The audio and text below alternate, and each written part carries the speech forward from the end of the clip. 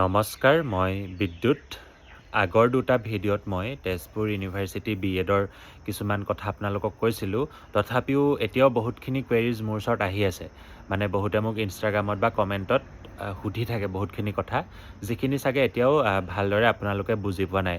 গতিকে এই ভিডিঅ'টো মই এটা ডিটেইল ভিডিঅ' ভালকৈ গোটেইখিনি কথা জনাই দিওঁ বুলি ভাবিছোঁ। সৰু সৰু কুৱেৰিজখিনিৰ পৰা ষ্টাৰ্ট কৰি ডাঙৰ কিছুমান কুৱেৰিজো আছে আপোনালোকৰ। গোটেইখিনি মই এইটো ভিডিঅ'ত জনাই দিবলৈ লৈছোঁ। ভিডিঅ'টো অলপ দীঘল হ'ব পাৰে, গতিকে আপোনালোকে 1.5 বা 2xত চাব পাৰে। চ' একদম ফাৰ্ষ্ট মই আপোনালোকক কৈ আছোঁ যে পেপাৰ কোডছখিনিৰ কথা CUET। চ' কি হয় মানে মই ফাৰ্ষ্ট একদম কথা ক'বলৈ লৈছোঁ। ফাৰ্ষ্ট কথাটো ক'বলৈ লৈছোঁ আপোনালোকৰ এলিজিবিলিটিটো। মানে BEd কৰিবলৈ আপোনালোকৰ কি এলিজিবিলিটি লাগে। আৰু তাৰ আগতে মই এটা কথা কৈ লৈছোঁ, আপোনালোকে 4 year BEd, 2 year BEd আৰু 1 year BEd এইকেইটালৈ কনফিউজ হৈ আছে বহুতখিনি ষ্টুডেণ্ট। একদম প্ৰথমতে কৈছোঁ 4 year BEdটো হৈছে ইণ্টিগ্ৰেটেড BA BEd বা BSc BEd। তেজপুৰ ইউনিভাৰ্চিটিত ইণ্টিগ্ৰেটেড BSc BEd আছে, যিটো বৰ্তমান বিভিন্ন কলেজত ইণ্টিগ্ৰেটেড টিচাৰ এডুকেশ্যন প্ৰগ্ৰেম হিচাপে আছে। আৰু তেজপুৰতো এইবাৰ সেই প্ৰগ্ৰেমটো মানে কৰ্চটো ইণ্টিগ্ৰেটেড টিচাৰ এডুকেশ্যন প্ৰগ্ৰেমেই হৈ যাব। মানে তেজপুৰত আগৰ পৰাই আছে 4 yearৰ এই BSc BEd কৰ্চটো। সেইটোৱে এতিয়া ITEP মানে ইণ্টিগ্ৰেটেড টিচাৰ এডুকেশ্যন প্ৰগ্ৰেম হ'ব। চ' আপোনালোকে যিখিনিয়ে অলৰেডি মানে মাষ্টাৰ্ছ কৰিছে, বেচেলাৰ্ছ কৰিছে, সেইখিনিয়ে সেই প্ৰগ্ৰেমটোৰ কাৰণে ভাবিব নালাগে। মানে আপোনালোকৰ কাৰণে সেই প্ৰগ্ৰেমটো নহয়। যিখিনি হায়াৰ ছেকেণ্ডেৰী পাছ কৰিছে, ক্লাছ 12 পাছ কৰিছে, তেওঁলোকেহে মানে সেইটো কৰিব লাগিব। তেওঁলোকৰ বাবেহে সেই প্ৰগ্ৰেমটো হয়। আপোনালোকে অলৰেডি বেচেলাৰ্ছ মাষ্টাৰ্ছ কৰিছে, চ' আপোনালোকে সেই প্ৰগ্ৰেমটোত আকৌ এপ্লাই কৰিব নালাগে বা সেইটো নকৰিলেও হ'ব। আপোনালোকে 2 year BEd কৰ্চটো কৰিব। আৰু বহুতে মোক এতিয়া সুধি আছে যে তেজপুৰত মানে তেজপুৰ ইউনিভাৰ্চিটিত এইবাৰ 1 year BEdটো হ'বনে নহয়। চ' এতিয়ালৈকে কোনো ধৰণৰ নটিচ তেজপুৰ ইউনিভাৰ্চিটিৰ ফালৰ পৰা অহা নাই। আৰু মোৰ মতেতো এইবছৰ ষ্টাৰ্ট নহয়, কাৰণ বহুতখিনি কথা আহি যায়। মানে কোৰ্চ এটা চেঞ্জ কৰি দিয়া, ডিউৰেশ্যনটো চেঞ্জ কৰি দিয়া, চিলেবাছ, কাৰিকুলাম ইমানখিনি চেঞ্জ কৰিব লাগিব। চ' ইমান জল্দি 2 year কোৰ্চটো 1 year কৰি দিয়াটো প্ৰব্লেম হ'ব, কাৰণ অলৰেডি তাতে 2 year চলি আছে। চ' 2 yearৰ ফাৰ্ষ্ট ইয়েৰ যিখিনি ছেকেণ্ড ইয়েৰ পালে, সিহঁতৰ লগত আকৌ কলেব হ'ব, মানে অলপ প্ৰব্লেম হ'ব পাৰে। তথাপিও আহি যাবও পাৰে, কাৰণ শ্বৰ্ট নটিচতে কিছুমান বস্তু তেজপুৰে ইমপ্লিমেণ্ট কৰি দিয়ে। আৰু তেজপুৰে মানে যিখিনি UGCয়ে কয় বা NCTয়ে কয় পূৰা মানে 100% মানি চলে। সেইকাৰণে যদি NCT ফালৰ পৰা নটিচ ওলাই যে এইবাৰৰ পৰা কৰিবই লাগিব বা কৰিবলৈ বুলি পাৰ্মিশ্যন দি দিয়ে তেজপুৰ ইউনিভাৰ্চিটিক, তেতিয়া তেজপুৰ ইউনিভাৰ্চিটিয়ে 1 yearটো ষ্টাৰ্ট কৰিব। তাৰ বাবে কি এলিজিবিলিটি হ'ব, কি হ'ব, এইখিনি কথা কোনো ধৰণৰ নটিচ এতিয়ালৈকে অহা নাই। বা এইবাৰেই যে 1 year কোৰ্চটো ষ্টাৰ্ট হ'ব, তাৰ কোনো নটিচ অহা নাই। মই ডিপাৰ্টমেণ্টত সুধি চাম বাৰু, যদি ডিপাৰ্টমেণ্টৰ পৰা কিবা কথা জনাই মোক। মই এতিয়ালৈকে সুধি চোৱা নাই ডিপাৰ্টমেণ্টত, কাৰণ আমাৰ ভেকেশ্যন চলি আছে, আমি ঘৰত আছোঁহি চব। যেতিয়া মই আকৌ ক্লাছ ষ্টাৰ্ট হ'ব 19ৰ পৰা, তেতিয়া মই ডিপাৰ্টমেণ্ট গৈ এবাৰ সুধি চাম। যদি কিবা মই ইনফৰ্মেশ্যন পাওঁ আপোনালোকক জনাই দিম। আৰু যদি যি নটিচ ওলায় ডিপাৰ্টমেণ্টৰ পৰা, সকলোৱে ৱেবছাইটতো পাই যাব বা মই হ'লেও আপোনালোকক জনাই দিম। চ' এতিয়ালৈকে যিহেতু 1 yearটো কথা কোৱা নাই, আৰু অসমতো যে মানে অসমত বুলিয়ে নহয়, মানে তাৰ বাবে কি এলিজিবিলিটি ক্ৰাইটেৰিয়া হ'ব, মানে বহুতখিনি কথা আহি পৰে, ফেক্টৰ্ছ আহি পৰে।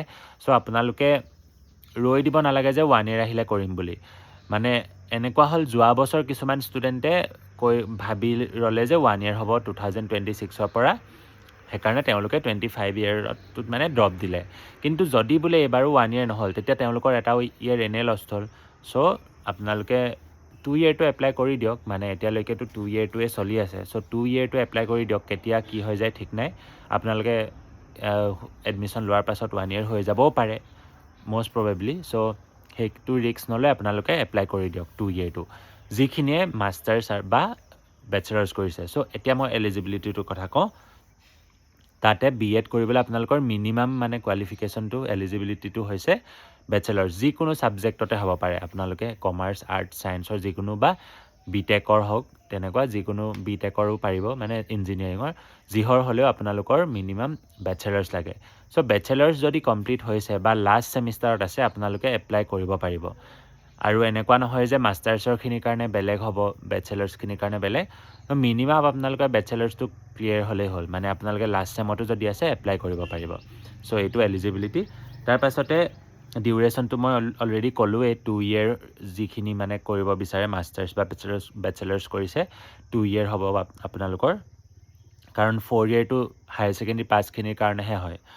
তাৰপাছতে এণ্ট্ৰেঞ্চ, এই কথাটো মই কৈয়ে আছোঁ আপোনালোকক যে তেজপুৰে মানে 2টা এক্সামৰ মাৰ্কছ বা 2টা এক্সামৰ স্ক'ৰৰ পৰা আপোনালোকৰ এডমিশ্যন লয়। মানে আপোনালোকৰ CUET PG, central university common university entrance test 2026 আৰু পষ্ট গ্ৰেজুৱেট প্ৰগ্ৰেমৰ কাৰণে। BEd প্ৰগ্ৰেমটো পষ্ট গ্ৰেজুৱেট প্ৰগ্ৰেমৰ আণ্ডাৰত পৰে বুলি মই জনাইছোৱে।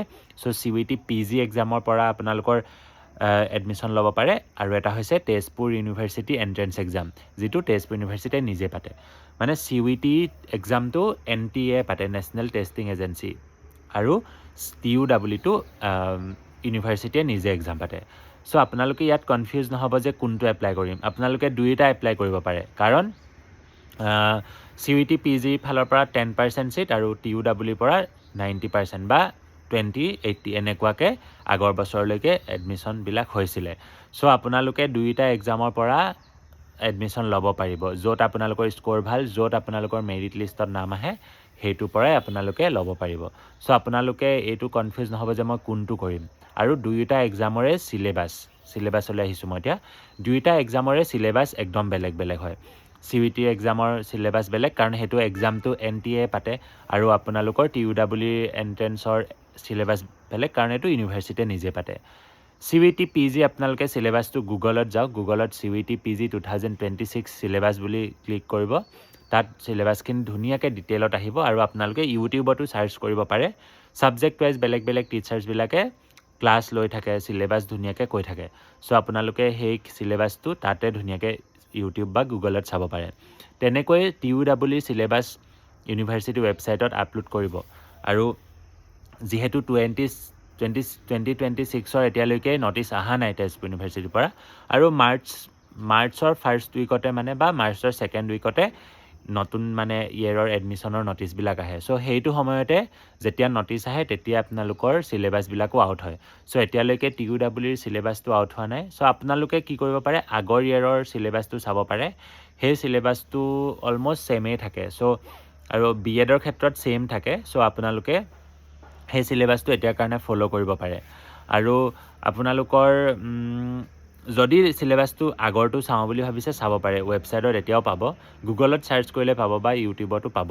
আৰু যেতিয়া এই বছৰৰ চিলেবাছটো আহে মই আপোনালোকক ধুনীয়াকৈ ইউটিউবতে কৈ দিম, ডিটেইল চিলেবাছটো কৈ দিম, কেনেকৈ প্ৰিপেয়াৰ কৰিব লাগে সেইটোও মই আপোনালোকক কৈ দিম। এতিয়া আপোনালোকে জাষ্ট চিলেবাছটো চাই ৰাখিব পাৰে বা CUET ফিল আপ কৰিব পাৰে। CUETৰ লাষ্ট ডেট হৈছে আপোনালোকৰ 28 জানুৱাৰী, মানে 20 জানুৱাৰী আপোনালোকৰ লাষ্ট ডেট। চ' তেতিয়ালৈকে আপোনালোকে এপ্লাই কৰিব পাৰিব CUET PG।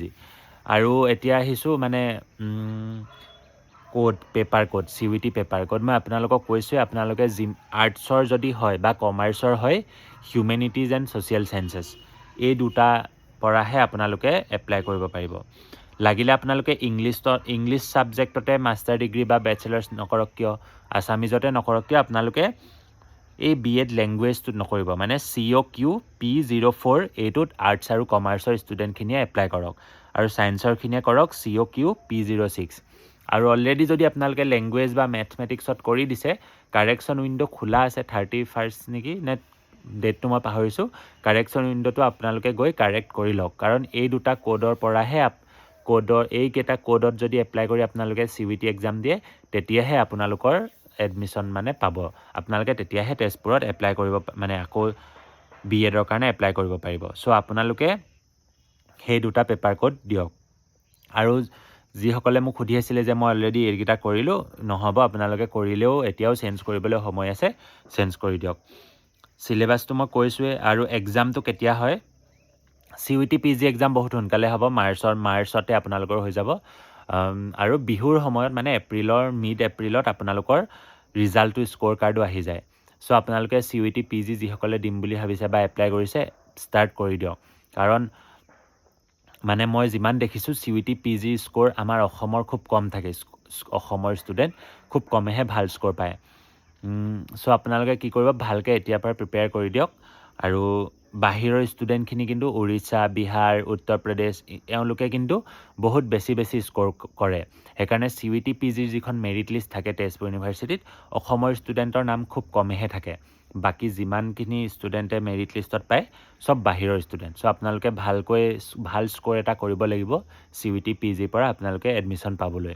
আৰু CUET PG যে অকল তেজপুৰত বুলি নহয়, বহুতখিনি ইউনিভাৰ্চিটিৰ কাৰণে হয়, আপোনালোকে এলিজিবল হৈ যাব। চ' CUET PGটো ভালকৈ দিয়ক, কাৰণ তেজপুৰ বুলি নহয়, তেজপুৰত কেনেবাকৈ আপোনালোকে ছিট নাপাবও পাৰে, তেতিয়া আপোনালোকে বেলেগ ইউনিভাৰ্চিটিটো যাব লাগিব।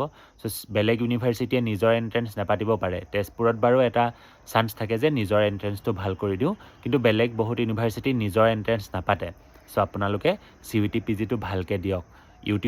ইউটিউবৰ বহুত ভাল চেনেল আছে প্ৰিপেয়াৰ কৰিবলৈ, সেইখিনি চাব। মই এক্সামৰ কাৰণে প্ৰিপেৰেশ্যনৰ ভিডিঅ' কেনেকৈ কৰিব লাগে সেইটো নিদিওঁ, মই TUWটো দি দিম।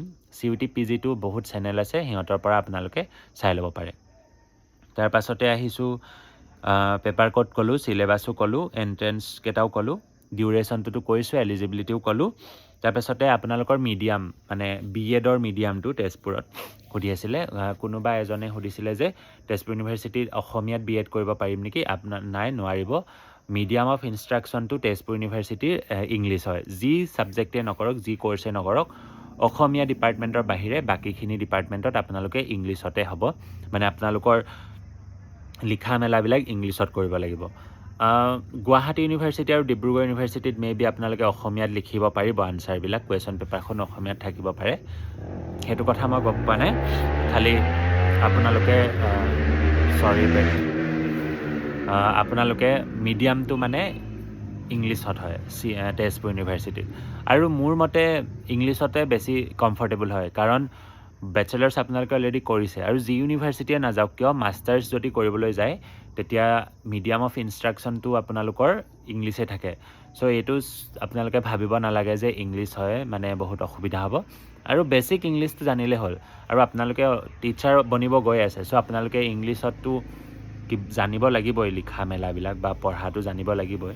চ' মই ভাবোঁ যে ইংলিছ মিডিয়াম অফ ইনষ্ট্ৰাকশ্যনটো একো অসুবিধা নহয়। আৰু যিমানটো জানো মই আমাৰ ডিপাৰ্টমেণ্টত মানে তেজপুৰ ইউনিভাৰ্চিটি BEdৰ এডুকেশ্যন ডিপাৰ্টমেণ্টত ইংলিছটো মানে পুৰা হাই-ফাই ইংলিছ লাগিব বুলি কথা নাই। বহুত মোৰ ফ্ৰেণ্ডছ আছিলে BEdত, আৰু এতিয়াও আছে যিখিনিয়ে মানে ইংলিছটো বহুত বেছি ভালদৰে, বহুত বেছি হাই-ফাই নহয়, মানে মোৰো ইমান হাই-ফাই নহয়, কিন্তু মোৰ যিহেতু বেকগ্ৰাউণ্ডটো ইংলিছ আছিলে, চ' মই লিখাটো ইমান মোৰ প্ৰব্লেম পোৱা নাছিলোঁ। কিন্তু এনেকুৱা ষ্টুডেণ্টটো মোৰ লগৰো আছিলে যিসকলে ফাৰ্ষ্ট ছেমিষ্টাৰত আহি বহুত প্ৰব্লেম ফেচ কৰিছিলে, কিন্তু লাহে লাহে মানে বহুতখিনি এতিয়া মানে বহুত বেছি ইম্প্ৰুভ হৈ গ'ল। যেতিয়ালৈকে তেওঁলোকে BEd কমপ্লিট হ'ল, বহুত ধুনীয়াকৈ লিখিব পাৰে, ক'ব পাৰে ইংলিছত, মানে তেওঁলোকে ক্ৰিয়েটিভ ৰাইটিঙো লিখিব পৰা হৈ গ'ল, মানে পয়েম বা বেলেগ এছেবিলাক বহুত ধুনীয়াকৈ লিখিব পৰা হৈ গ'ল। চ' এইটো ইম্প্ৰুভ হ'ল। আৰু আমাৰ ডিপাৰ্টমেণ্টত একদম গ্ৰেমেটিকেলি কাৰেক্ট এনেকুৱা বুলিও কথা নাই, আপোনালোকে আনচাৰটো ইংলিছত মানে যি বুজাইছে সেইটো লিখি দিব পাৰিলেই হ'ল। চ' ইংলিছৰ কাৰণে ভয় কৰিবলগীয়া একো কথা নাই। মই এইখিনি কথা আকৌ এবাৰ ক'ম ভালকৈ পিছত যেতিয়া এণ্ট্ৰেঞ্চ হ'ব। আৰু আপোনালোকৰ TUEE এণ্ট্ৰেঞ্চটো মানে কম্পিউটাৰ বেছড টেষ্ট হয়, আৰু আগতে আপোনালোকৰ ছাবজেক্টিভ কুৱেশ্যন আহিছিলে, আজিকালি নাহে, আজিকালি চব অবজেক্টিভ কুৱেশ্যন হয়, আৰু নেগেটিভ মাৰ্কিঙো থাকে। চ' এইটো মই বেছিকখিনি কৈ দিছোঁ TUEE, এইটো যেতিয়া ফৰ্ম ফিল আপ হ'ব তেতিয়া মই কৈ দিম। তাৰপিছত ছিটটো আপোনালোকৰ কিমান থাকে সুধি আছিলে। ছিট আপোনালোকৰ টোটেল BEdত 63টা ছিট, আৰু তেজপুৰ ইউনিভাৰ্চিটিৰ আণ্ডাৰত কোনো ধৰণৰ কলেজ নাই। চ' 63টা ছায়েন্স, আৰ্টছ আৰু কমাৰ্চৰ কাৰণে। চ' তাৰ পৰা 30টা ছিটছ আপোনালোকৰ ছায়েন্সৰ কাৰণে, 33টা আৰ্টছ আৰু কমাৰ্চৰ কাৰণে। এইটো কেতিয়াবা বেলেগ হয়, 33টা ছায়েন্সৰ কাৰণে কৰি দিয়ে, 30টা আৰ্টছ আৰু কমাৰ্চৰ কাৰণে কৰি দিয়ে। চ' আপোনালোকে এই 30টা ছায়েন্সৰ ভিতৰত নিজৰ কম্পিটিশ্যনটোত সোমোৱাব পাৰিব লাগিব। সেই 30টাৰ ভিতৰতে আকৌ CUET আৰু TUEE দুয়োটাৰ কাৰণে বেলেগকৈ ৰিজাৰ্ভেশ্যন থাকে। আকৌ তেনেকৈ আৰ্টছ আৰু কমাৰ্চৰ কাৰণেও 33টাৰ ভিতৰত আকৌ কম্পিটিশ্যন হয়। চ' এণ্ট্ৰেঞ্চটো বহুত টাফ হয়, কাৰণ লাষ্ট ইয়েৰ 2500 অলম'ষ্ট 2500 ষ্টুডেণ্টে ফিল আপ কৰিছিলে BEdৰ কাৰণে, মানে ছায়েন্স আৰ্টছ মিলাই। তাৰ ভিতৰত 63জন ছিট পাইছে। আৰু যোৱাবাৰটো কাট অফ বহুত বেছি গৈছে 90+ গৈছে TUW আৰু মানে ৱেইটিং লিষ্টৰ পৰা অকল এজনেহে মানে ছিট পাইছিলে চ' যথেষ্ট টাফ হৈ গৈ আছে আপোনালোকে এতিয়াৰ পৰাই প্ৰিপেয়াৰ কৰক TUW কাৰণে বা CUETৰ কাৰণে আৰু ফিজ ষ্ট্ৰাকচাৰ এণ্ড অল সেইখিনি মই আগতেও ভিডিঅ' দিছিলোঁ সেইটো চাব পাৰে বা আপোনালোকে যদি জানিব বিচাৰে মই আকৌ জনাই দিম পিছত ভিডিঅ'ত মই এইখিনি কুৱেৰিখিনি ক্লিয়াৰ কৰিবলৈ পাৰিছোঁ বুলি ভাবোঁ আৰু যদি কিবা থাকে ইয়াৰ পাছতো আপোনালোকে মোক কমেণ্টত বা ইনষ্টাগ্ৰামত মেছেজ কৰি সুধিব পাৰে থেংক ইউ